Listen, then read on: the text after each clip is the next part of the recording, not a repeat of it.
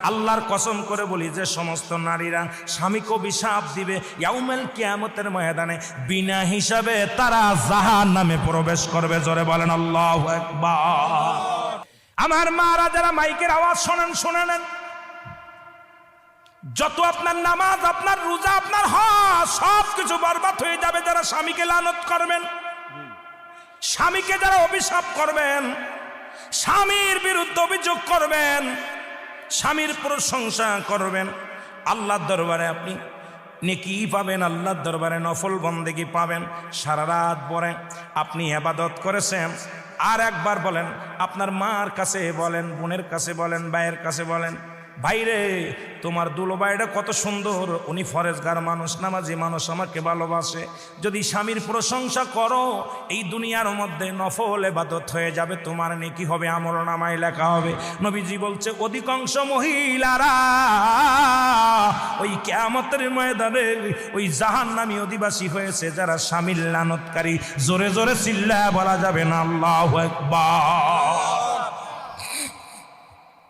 আল্লাহর নবী বললেন, আম্মা জান খাদিজা বলে, হুজুর এরপরে কি দেখলেন? বলে, ও আম্মা জান খাদিজা রে, খাদিজা আমি এরপরে জাহান্নামে গেলাম, একদল মেয়েদের দেখি, একদল নারীদের দেখি, আগুনের কাক তাদের মাথার উপরে ঠোকায় ঠোকায়, আগুনের কাক তাদের মাথার উপরে ঠোকায় ঠোকায় মস্তিষ্কগুলো খায়। এক একটা ঠোক মারে, মস্তিষ্কগুলো গলে গলে পড়ে যায়। এক একটা ঠোকা মারে, মস্তিষ্কগুলো গলে গলে পড়ে যায়। আমার নবী বললেন, বলার পর খাদিজা বলে, হুজুর হালাতটা কি? বলছে এই সমস্ত মেয়েরা যাদের চুলগুলো বেগানা পুরুষে দেখছে।